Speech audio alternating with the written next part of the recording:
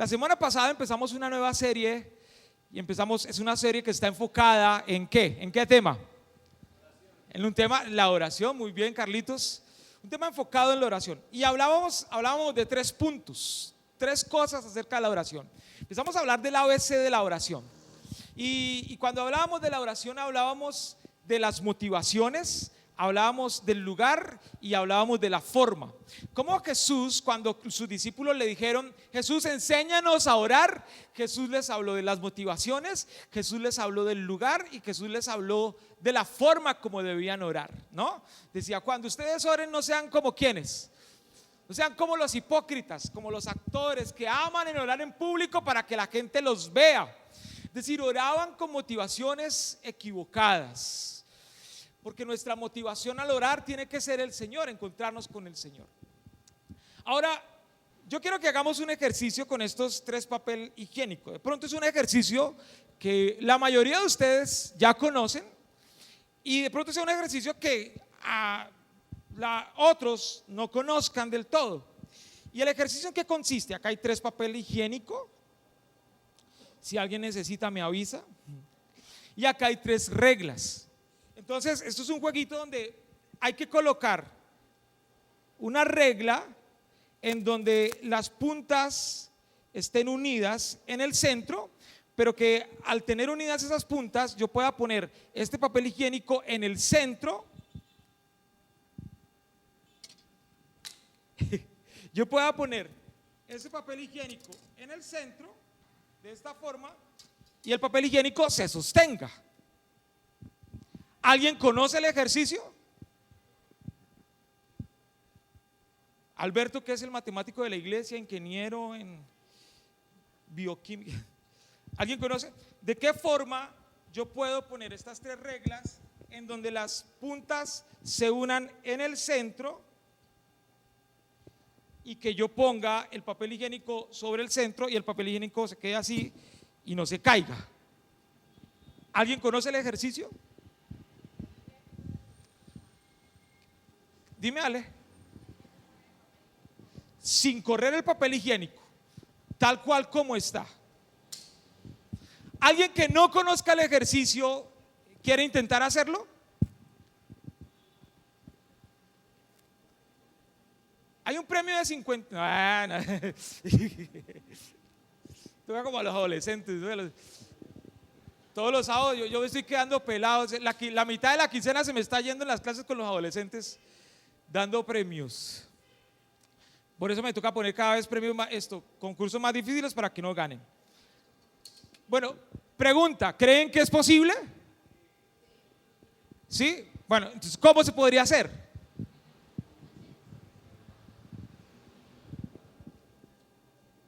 Todos alcanzan a ver, ¿cierto? Si no, por favor, que las cámaras me enfoquen acá para que salga por las pantallas. Ese sistema todavía no lo tenemos.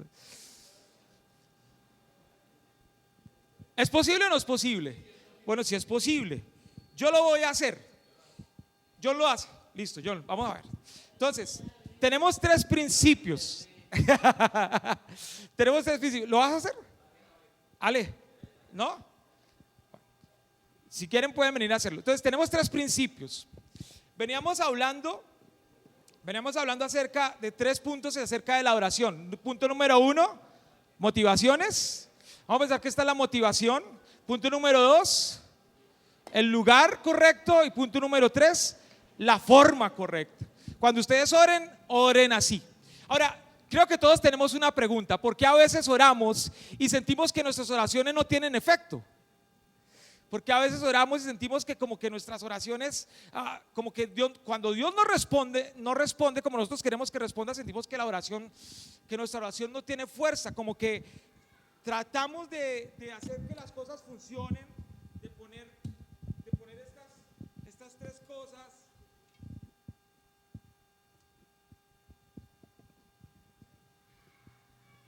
Pero si esta es la oración, la ponemos y parece que la oración no se sostiene, la oración se cae.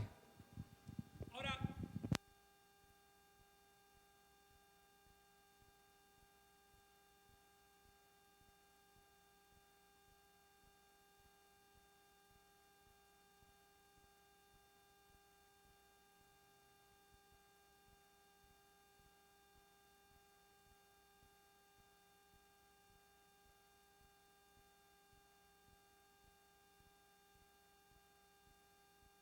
cruzar estos tres elementos. Y cuando estos tres elementos se cruzan, entonces algo que parece insostenible puede sostenerse. A veces nuestras oraciones no se sostienen y sentimos que se van de para abajo, que no están, porque es que no estamos tomando en cuenta los elementos que Dios plantea para nuestra vida de oración.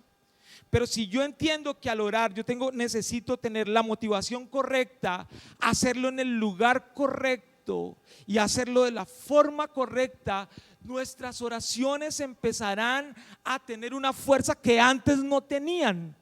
Y esas oraciones que parecen insostenibles, que uno hace casi que sin fe, porque Dios no responde. Entonces, aunque Dios no responda como yo quiero que responda, mi oración empieza a darme fuerza. Y yo siento que me fortalezco a través de la vida de oración, porque estoy orando no como yo quiero, sino como Dios me enseña a orar.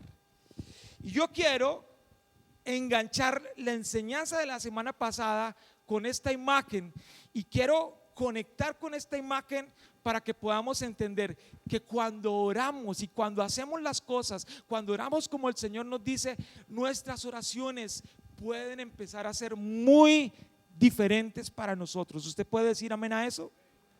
¿Usted puede decir amén a eso? Ahora, yo quiero que dejemos este cuadrito por acá y pensemos en algo. Pensemos en que se me cae una escuadra. Mario, ayúdame a correr esto para allá, por favor, comando. Ahora, introduciendo al tema de hoy, ¿qué nos dice Dios acerca de la oración? Vamos a pensar en esto. Piense usted que algún día usted se va de casa y deja una visita que le llegó y le dice: voy a durar una semana por fuera, por favor cuídeme la casa.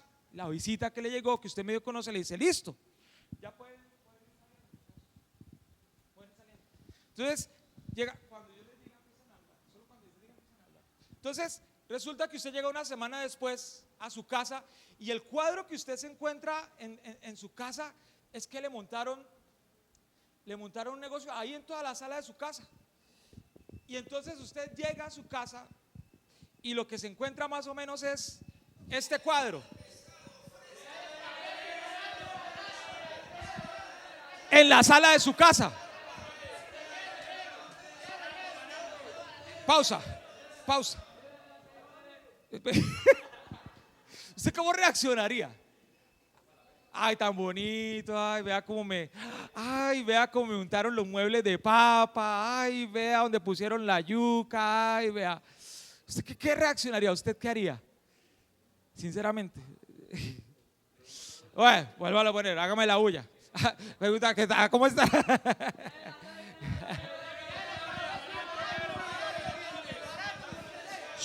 Yo lo sacaría de mi casa.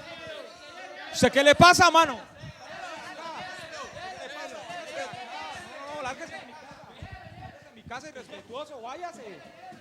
Usted también, pero váyase de la casa. No friegue. También respete.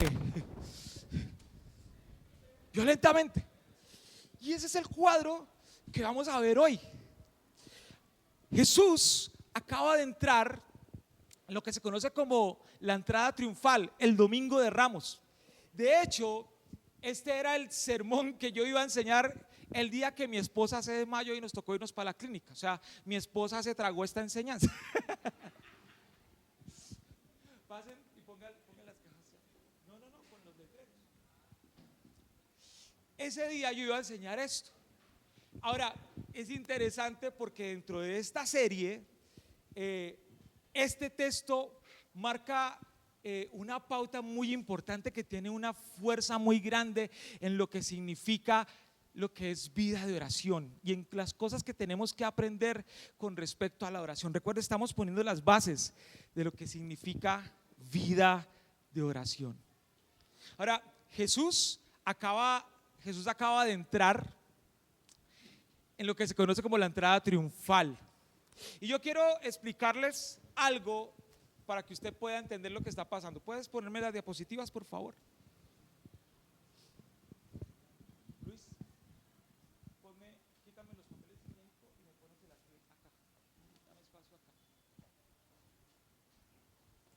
Yo quiero eso. Yo quiero hablar de esto. ¿Casa de oración o cueva de ladrones? ¿Casa de oración o cueva de ladrones? Por favor, abra sus Biblias en el Evangelio de Mateo.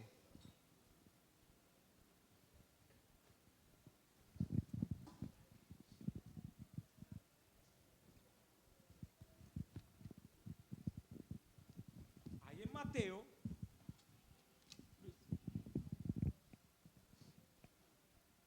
Gracias. Eso es para el final.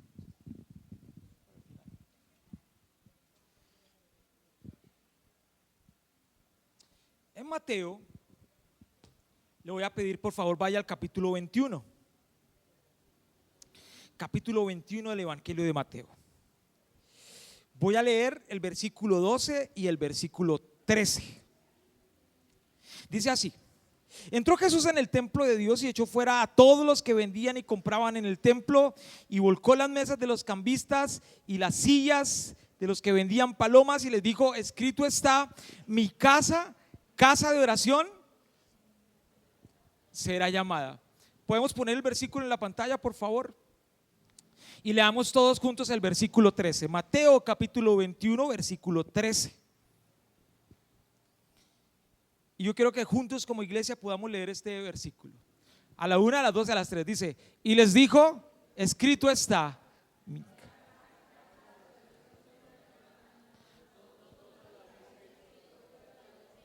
Eso. Ahora un poquito más ordenado, con un poquito más de sentido. 1, 2, 3. Y les dijo, escrito está, mi casa.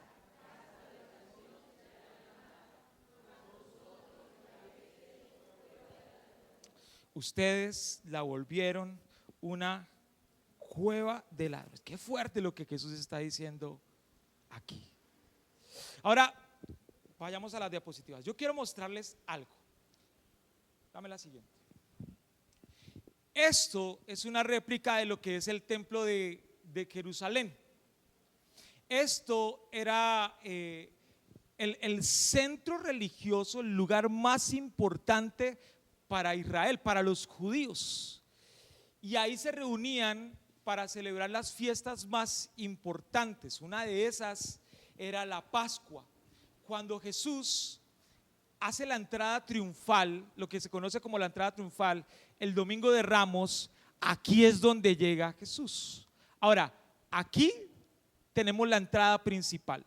La entrada principal es la entrada que conducía directamente hacia el templo, hacia el lugar santísimo. Este lugar tenía tres momentos o tres lugares principales, que eran los atrios, el lugar santo y el lugar santísimo. En los atrios podían estar las personas. Aquí estaban los levitas en el lugar santo, levitas y sacerdotes, y al lugar santísimo solamente podía entrar el sumo sacerdote. Entonces, para entrar al templo habían diferentes entradas. Esta era la entrada principal y estaba al este.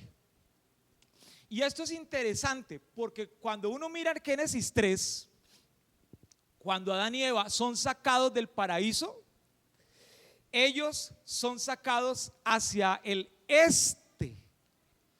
Y la ubicación o las medidas que Dios da para que el templo se haga los pone en este sentido, de que la entrada al templo sagrado donde estaba la presencia de Dios fuera por el este. Es decir, el pecado arrojó al hombre y a la mujer del paraíso. Ahora esto tiene un significado muy interesante, porque ahora por donde son arrojados, ahora Dios está abriendo camino para que puedan volver a estar como estaban en el Edén, como estaban en el paraíso. Esto es un dato aparte, solamente para saberlo. Ahora, una de las puertas tenía el nombre de la puerta de las ovejas y era por acá. Si Jesús, siendo el rey del templo, iba a entrar al templo, ¿por dónde debía entrar Jesús al templo? ¿Por dónde qué? Por la entrada principal, por esta entrada. Sin embargo, Jesús no entra por la entrada, por esta, sino que Jesús entra por acá, por la entrada de las ovejas. Y eso tenía un significado muy profundo, porque las ovejas entraban por aquí, las ingresaban. ¿Y saben para qué ingresaban las ovejas al templo? Para ser sacrificadas. ¿Y para qué eran sacrificadas? Para el perdón de los pecados.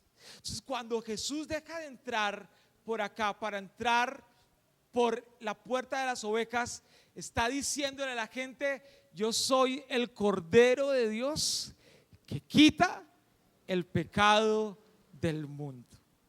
Ahora, esto era un lugar sagrado, y en los atrios, que era donde las personas podían estar, nadie podía entrar acá, porque si alguien entraba al lugar santísimo que no fuera el sumo sacerdote, automáticamente caía muerto por el peso de la presencia de Dios. Era la misma presencia de Dios que estaba en el lugar santísimo, y esto era un lugar muy sagrado. Aquí estaba la gente como preparando su corazón para llevar su oveja o el sacrificio que traía y presentarlo delante del sacerdote para poder recibir perdón de sus pecados a través de eso que Dios había dicho atrás en Levíticos. El problema fue que la gente había convertido ese acto tan sagrado, tan especial y tan profundo en algo que no era lo que Dios quería para ese momento. Dame la siguiente. Entonces, en ese punto empezaron a poner puestos, porque si tú querías recibir perdón de pecados, tú debías presentar un sacrificio, pero resulta que el animal que presentabas para sacrificar solamente servía si lo comprabas en los atrios del templo.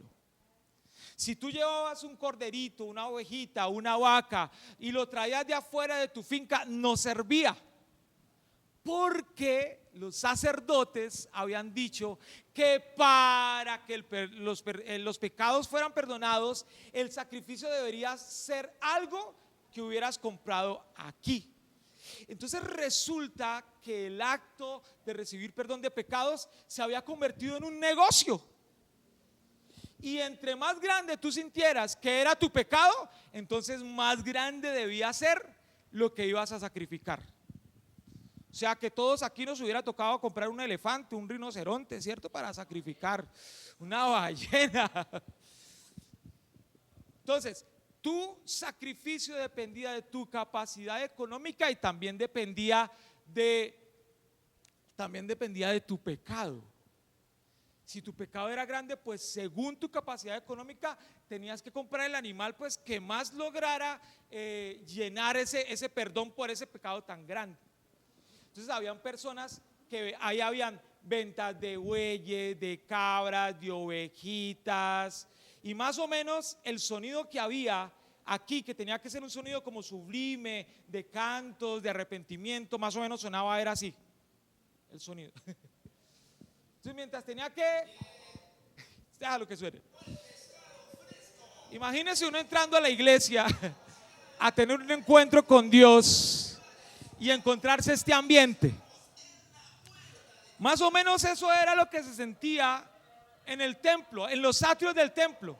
Lleve la papa, la yuca, el corderito, le tengo baratico el corderito. Venga vecino, le dejo baratica la cabra. Vea usted que tiene cara de pecador, vecino, venga. Uy, usted, el pecado se le ve por encima. Vea, lleve el toro, se lo dejo barato. Entonces, este era el cuadro, páralo por favor. Este era el cuadro que se encontraba en un lugar donde tenía que ser un ambiente espiritual y un ambiente agradable. El cuadro que se encontraba era ese. Habían personas que cambiaban monedas, porque para comprar el sacrificio, para comprar el corderito, la paloma, tenía que ser con la moneda del templo.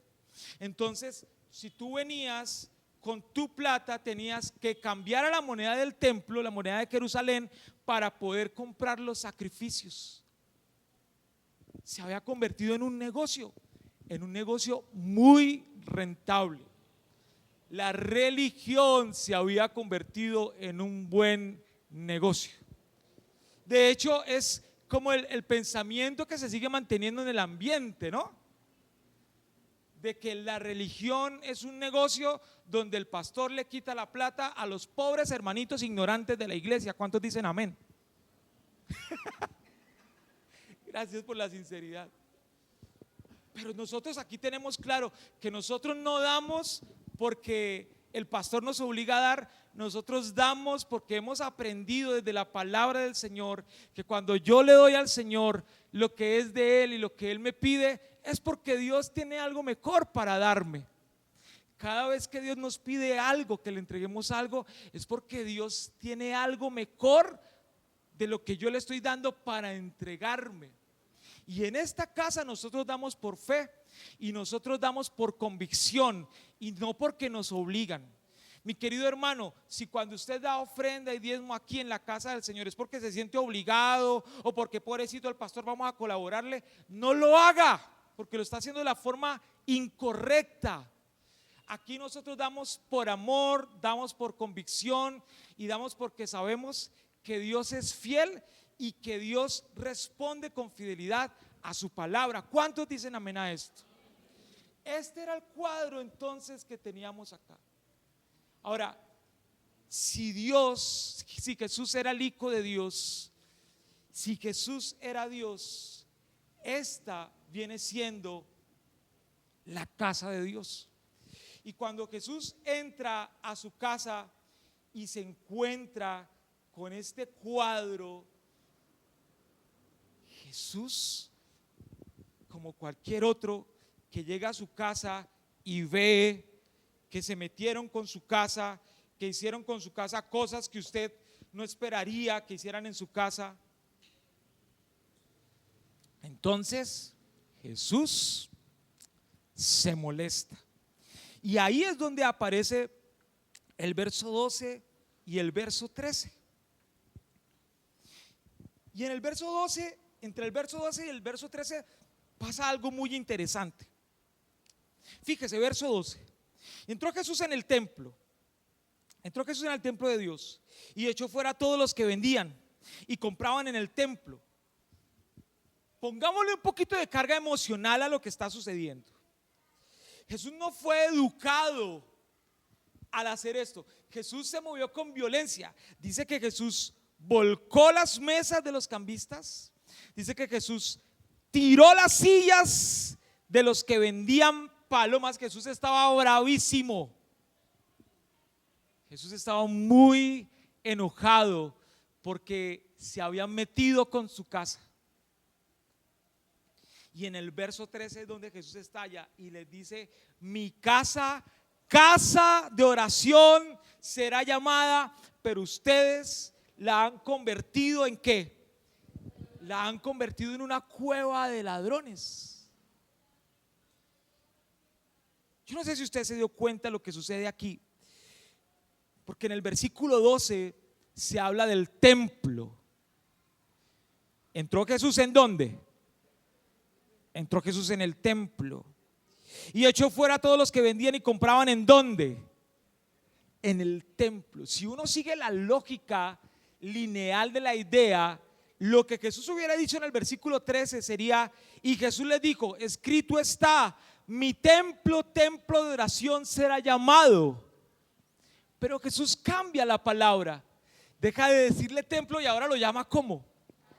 Casa. Y hay algo muy interesante en esto. El concepto que Jesús tiene acerca del templo, del lugar donde vamos a tener un encuentro con Dios, es un concepto de hogar, un concepto de casa. Y en la casa yo estoy en confianza. En la casa yo me relaciono con confianza. El templo tiene que ser visto como la casa del Señor. El templo, más que una estructura donde nos reunimos, es la casa. Así lo llama el Señor. Ustedes se metieron con mi casa, le está diciendo a las personas. Mi casa, casa de oración será llamada. Y Jesús está haciendo referencia a un texto que está en el libro del profeta Isaías, en el capítulo 56, el versículo 7. Vayamos rápidamente. 56:7. Y vea lo que dice aquí. Dios está hablando a través del profeta Isaías y le está diciendo: yo los llevaré a ustedes a mi santo monte y los recrearé en mi casa de oración. Y esta palabra rompe los esquemas. Recrear. ¿Qué es recrear para nosotros? Para nosotros los bumangueses es más que un polideportivo. ¿Cómo entiende usted la palabra recrear? Ay, contratemos un recreacionista. ¿Cómo entiende usted la palabra recrear? Es la palabra animar, pero más que animar, vístala desde el concepto de las dos palabras aquí en español. Recrear. Los volveré a crear, esta vez no desde la angustia y la tristeza que están experimentando según el contexto de Isaías, sino esta vez desde lo nuevo que yo voy a plantear para ustedes. Yo los recrearé en mi casa de oración. Lo que Dios está diciendo en Isaías es que en la casa de Dios, en el templo, el que llegara triste lo iba a animar, pero el que llegara con una cantidad de errores, lo iba a recrear, iba a limpiar sus errores y lo iba a volver a crear, esta vez desde la perspectiva divina. Y esto es algo que sucede, aunque usted no lo vea o no lo sienta o no lo crea. Esto es algo que sucede cuando venimos y nos reunimos en el templo, que es la casa de Dios. El Señor nos está animando y el Señor nos está recreando, pero esto sucede en la medida que yo entiendo que este lugar, más que un templo, es la casa del Señor, y la casa del Señor es donde yo puedo estar en confianza con el Padre. Yo le garantizo, la relación que ustedes ven entre Nicolás y Sebastián aquí en la iglesia, entre papá e hijo, es muy diferente a la relación que nosotros llevamos en casa. En casa nos molestamos, nos decimos chistes simples, nos acostamos a veces en la cama del uno, a veces en la cama del otro, nos molestamos, a veces estamos bravos entre los tres, a veces nos reímos, a veces peleamos. Pero en casa la relación con Sebastián y Nicolás es muy diferente a la que ustedes ven acá en el templo. Y eso es muy importante que nosotros lo podamos entender acá en casa, porque venimos al templo, a la casa de Dios, no a relacionarnos con ese Dios barbado que está en el cielo con una aureola blanca, mirándonos a ver en qué momento nos equivocamos para decirnos: ¡ay, te equivocaste! Así te quería ver. Estoy viendo que estás pensando en la serie que vas a ver esta tarde en Netflix cuando llegues de la iglesia y no estás concentrado en la predicación. Ay, sí, ya sé lo que estás pensando. Morboso, sucio. Pensamos que es un Dios que está lejano, pero Jesús dice: el templo es mi casa, y en casa nosotros estamos en confianza con el Padre. Y cuando estoy en confianza con el Padre, es que el Padre ve mis errores y entonces viene para animarme y para recrearme en confianza. Aunque nos moleste eso, en casa yo corrijo a mis hijos cosas que aquí solo los miré y les dije: en la casa arreglamos. Pero en casa llego y: venga, ¿qué pasó? ¿Otra vez? ¿La misma vuelta? ¿Y saben por qué corrijo? Porque me gusta ser un papá caspa, según mis hijos. Porque ay, Yo los veo por ahí y digo, ¿qué hago para molestarlos, para fregarles la vida? ¿Saben por qué yo corrijo? Porque amo a mis hijos y doy la vida por mis hijos. Y si no los amara, no los corregiría, no los recrearía. Porque recrear es también animar. Y así nos pasa con el Señor. Venimos a su casa y no nos gusta que el Señor nos corrija. Criticamos a nuestros hijos, pero acá en casa nosotros somos los primeros en decir, y cuando empezamos a recibir algo como que no nos gusta, como que nos desconectamos de la enseñanza, nos desconectamos de la palabra. La casa del Señor es el lugar donde Él nos recrea, es el lugar donde Él nos da la nueva forma que nosotros necesitamos, querida iglesia. Tú no vienes a la iglesia cada 8 días, tú vienes a la casa del Padre. Y la casa del Padre fue llamada casa de ¿qué? Fue llamada casa de oración. Es lo que le molesta a Jesús.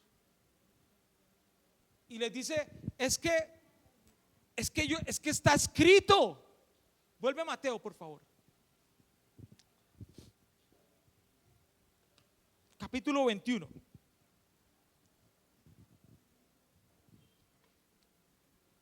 Versículo 13. Les dice,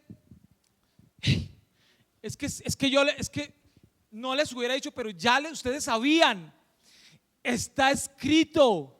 Acuérdense, el profeta Isaías lo dijo.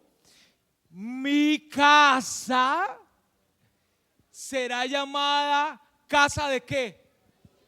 Mi casa será llamada casa de oración. Y cuando hablamos de oración, estamos hablando de ¿qué?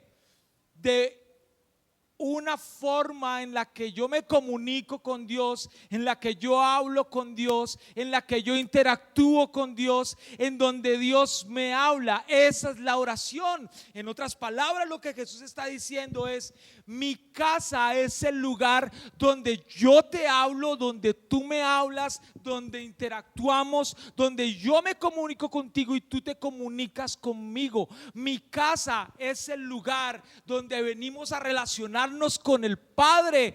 Está escrito, Jesús se lo dijo a los del momento y ahora viene y nos lo dice otra vez a nosotros acá. Iglesia, está escrito, la casa de Dios es llamada casa de oración.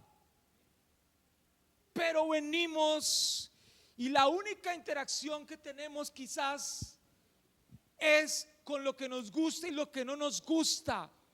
Otra vez, estar en la casa del Señor no se trata ni de ti, ni de mí, ni del predicador, ni de los músicos, ni de los que toman fotos, ni de los que proyectan. Estar en la casa del Señor se trata de entender que esta casa es una casa de oración, es el lugar que Dios destinó para que tú y yo tuviéramos conexión, interacción, habláramos, escucháramos su voz y Él escuchara nuestra voz. Mi casa, casa de oración será llamada, pero ustedes la convirtieron en una cueva de ladrones. Cuando habla de cueva de ladrones, está hablando de personas que toman algo que no les pertenece. Y ellos estaban tomando algo que no les pertenecía. Estaban tomando el protagonismo, la trascendencia, la importancia de conectar con Dios. A ellos lo que les importaba era conectar con el negocio. Estaban robándole al templo el verdadero significado. Mi casa, casa de oración será. Ahora, para cerrar, lo interesante aquí es que cuando Jesús habla de su casa está refiriéndose al templo, pero el templo fue destruido con el tiempo. Entonces, ¿dónde quedó la casa? Esa casa de oración. Lo trascendental aquí es lo que Dios empieza a mostrar más adelante. Acompáñeme al libro, a la carta a los Hebreos capítulo 3 versículo 6.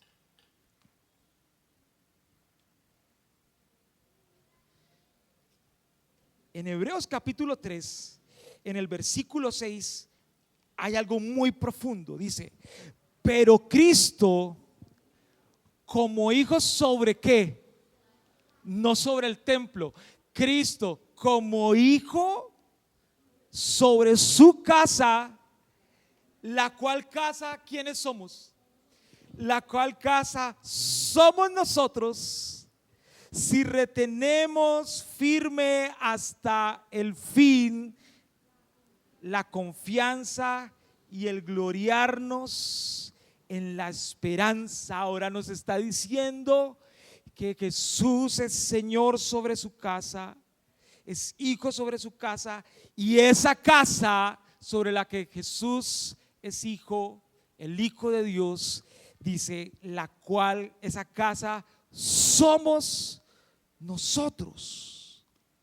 Ahora fíjate lo que dice en la primera carta a los Corintios, en el capítulo 3, el versículo 16. Primera carta a los Corintios, capítulo 3, versículo 16.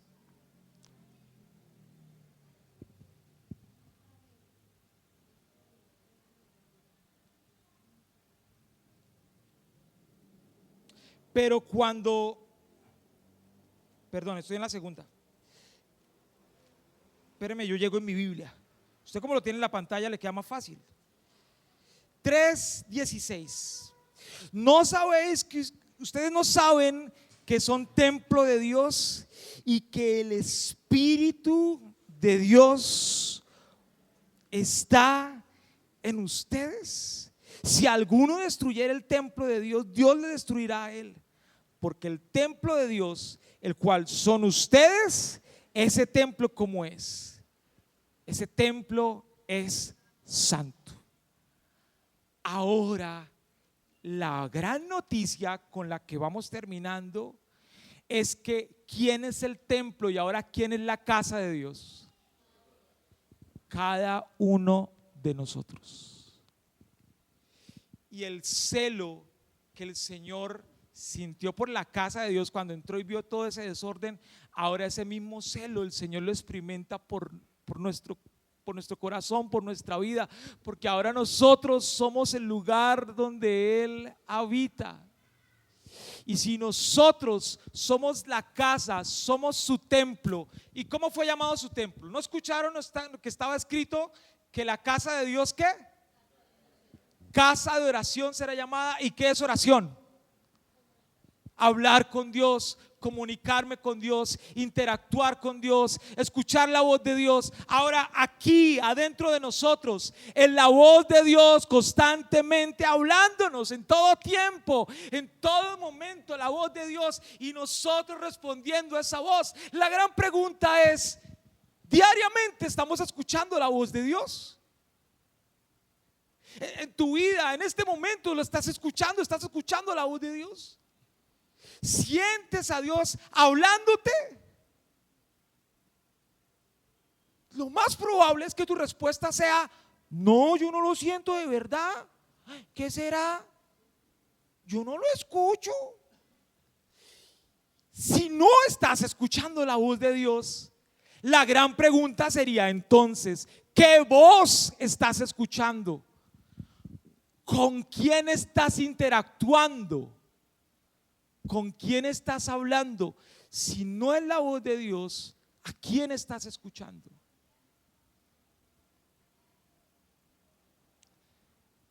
Hay una historia muy buena que me encontré en estos días. El burro le dijo al tigre que la hierba era azul. El tigre miró al burro, se rió y le dijo: ay, burro, pero usted ¿cómo le ocurre decir eso? La hierba es verde. A lo que el burro le dijo: no, tigre, no sea bruto, no sea burro. La hierba es azul, mírela bien, la hierba es azul. A lo que el tigre le dijo: no, ¿usted cómo le ocurre decir esa burrada si la hierba es verde? todo mundo sabe que la hierba es verde. Y el burro le dijo, no, la hierba es azul, mírela bien, que es azul, es azul, es azul y es azul. La conversación se subió de tono y los dos decidieron ir al donde el rey de la selva, a donde el león, para que él diera solución a esa conversación, a esa discusión. Cuando iban llegando donde el rey león, el burro le dijo al león, metió el grito, Señor, mi rey de la selva, vengo con este ignorante tigre que no entiende, que no quiere entender que la hierba es azul. La hierba es azul, ¿cierto, mi querido rey león? A lo que el rey león le dijo, sí. El burro miró al tigre, miró al león otra vez y le dijo, pues mi querido tigre piensa que la hierba es verde y eso me molesta, por lo tanto quiero que le des un castigo ejemplar. A lo que el león le dijo al tigre, tendrás un año de silencio de castigo. Y el burro se fue más feliz diciendo, la hierba es azul, la hierba es azul, la hierba es azul. El tigre miró al león y le dijo, acepto el castigo, pero mi querido rey león, tú sabes que la hierba es verde. A lo que el rey león le respondió, sí, efectivamente, la hierba es verde. Y entonces, ¿por qué el castigo, mi querido rey león? A lo que el león le contestó, es que el problema no es el color de la hierba.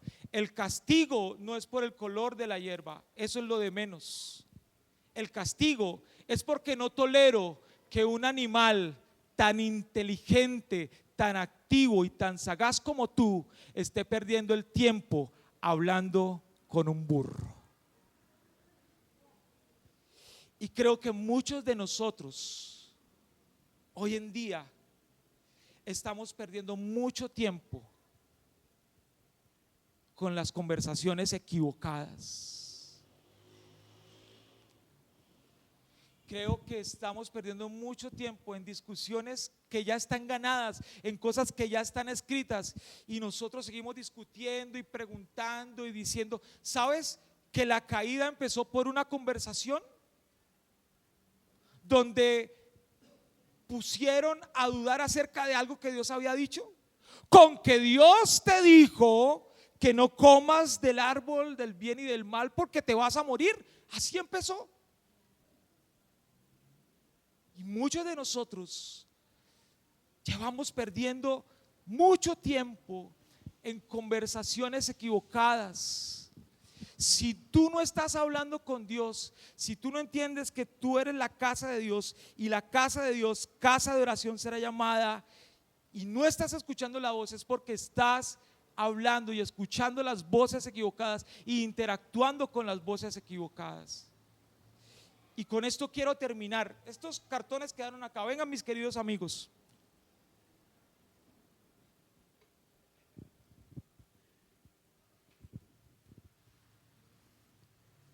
Ayúdenme a voltear estas cajas. Cuando Jesús entró en el templo, se dio cuenta que habían puestos vendiendo palomas, vendiendo toros, vendiendo cabras, personas cambiando monedas. Estaba lleno de puestos. Ahora ya no estamos hablando del templo, porque ahora el templo, ¿quién es? Ahora nosotros somos la casa de Dios, el lugar donde Dios habita. Y quizás dentro de nosotros no se han levantado puestos de palomas, de corderos, sino se han levantado otros puestos. Por acá veo un puesto de enfermedad, por acá veo un puesto que se llama tristeza, por acá veo un puesto que se llama problemas familiares, por acá veo un puesto que se llama resentimiento, por acá veo un puesto que se llama miedo, por acá veo un puesto que se llama, este puesto creo que se levantó en muchos de nosotros, se llama deudas. ¿Cuántos dicen amén? Por acá tengo un puesto que se llama duda. No. Por acá tengo un puesto que se llama duda. Por acá hay un puesto que se llama rencores. ¿Cuántos dicen amén? Por acá tengo un puesto que se llama ansiedad. Y son puestos que sin darnos cuenta se nos metieron ahí. Aparecieron como aparecieron en el templo. Y esas cosas, esos puesticos que se han levantado, ¿se acuerdan del ruido que escuchamos al inicio? Esos puestos generan ruido también en nuestra fe. Y mientras tú intentas creer y vienes a un servicio y escuchas algo interesante, pero sales del servicio y lo que empiezas es a escuchar la voz de esos puestos que tú dejaste levantar dentro de ti. Más o menos va a sonar así. Tú sales de la iglesia y lo que vas a empezar a escuchar como esas voces que dicen, ahí ellos ya tenían que empezar a hablar.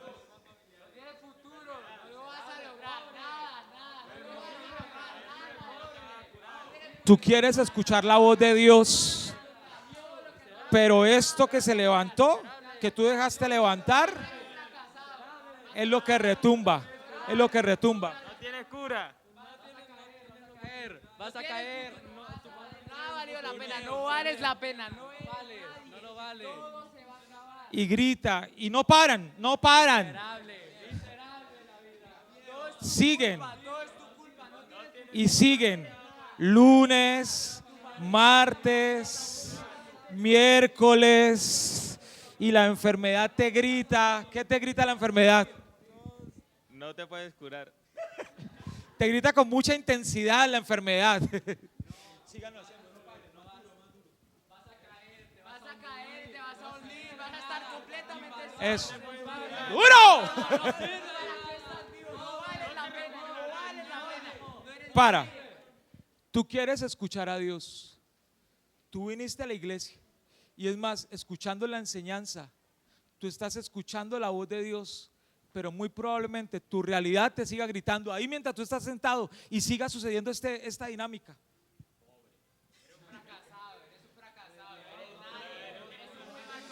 Y tú quieres decir, sí Señor, pero ahí está, ahí está. Y cada vez grita más fuerte. Y cada vez grita más fuerte. Y cada vez grita más fuerte. Y cada vez grita más fuerte. Grita más fuerte. Y se te ríen en la cara. Se te ríe. Díganme si ustedes no se han sentido así agobiados con cosas que nosotros mismos hemos dejado levantar en nuestra vida. Con puestos que se han levantado de tristeza, de duda, y aunque Dios dice, yo te voy a ayudar, lo que sigues escuchando es estas cosas que hemos dejado levantar en nuestra casa, que no se callan nunca, que no se callan. No sirve para nada. estás solo, estás completamente solo. Ahora, No mereces nada. el punto es que nosotros podamos. Para. ¿Qué altares tú has dejado de levantar? ¿Qué puestos tú has dejado de levantar? Quizás sea una enfermedad. ¿Ustedes no se imaginan cómo la enfermedad ha gritado en estos días en nuestra casa, iglesia? Y ustedes que han experimentado situaciones de enfermedad, no se imaginan lo fuerte que es escuchar la voz de la enfermedad, diciendo que todo va a terminar mal, diciendo que no hay cura, diciendo que no va a haber mejoría. ¿Cómo grita la duda? ¿Cómo gritan las deudas? ¿Cómo grita la ansiedad? ¿Cómo grita el rencor? ¿Dónde está el rencor? Grita el rencor. Véngate. ¿Para dónde me voy? De venganza. ¿Cómo grita el rencor? ¿Cómo grita el dolor? Así grita el dolor. ¡Ay! Así grita el dolor. ¿Qué hacemos nosotros con estas cosas? ¿Saben cuál es nuestro problema? Que reaccionamos muy delicadamente cuando Jesús frente a esto reaccionó con violencia. Y frente a estas cosas que nosotros hemos dejado de levantar en nuestras vidas, nosotros necesitamos reaccionar con violencia. Que por más que grite, pero rodéenme. Qué pena con ustedes, pero estos muchachos no van para Bogotá. Grita. Tú vas a la palabra. Tú vas a la palabra y dices: alzaré mis ojos a los montes. ¿De dónde vendrá mi socorro? Mi socorro viene de Jehová. Y siguen hablando, pero tú dices: alzaré mis ojos a los montes. ¿De dónde vendrá mi socorro? Mi socorro viene de Dios. Y siguen diciendo, pero tú levantas tu voz: alzaré mis ojos a los montes. ¿De dónde vendrá mi socorro? Mi socorro viene de Jehová. Alzaré mis ojos a los montes. ¿De dónde vendrá mi socorro? Mi socorro viene de Jehová. Y proclamar la palabra es lo que enmudecerá eso que tú dejaste crecer en tu vida. Y levantarte con la palabra es lo que te va a llevar a reaccionar con violencia y tumbar en el nombre de Jesús todo lo que se ha levantado para venir a decirte que las cosas no van a mejorar. Necesitas levantarte, iglesia, con violencia, con la palabra del Señor, a decir en el nombre de Jesús: mi socorro viene de Jehová. Y aunque la enfermedad te grite, no acomode nada. Y aunque la enfermedad te grite, no vas a sanar. Tú te levantas con la palabra y dices: alzaré mis ojos a los montes. Mi socorro, ¿de dónde vendrá mi socorro? Mi socorro viene de Jehová, que hizo los cielos y la tierra. Él es quien me recrea en su casa. Y ahí entonces su voz, que fue creada para hablarme aquí en mi interior, empezará a sonar más fuerte que todo lo que hemos dejado de levantar. Iglesia, es tiempo que reaccionemos con violencia desde la palabra del Señor, para que sea la voz de Dios más fuerte que todo el mercado que nosotros hemos dejado levantar en medio de nuestros corazones y en medio de nuestra vida.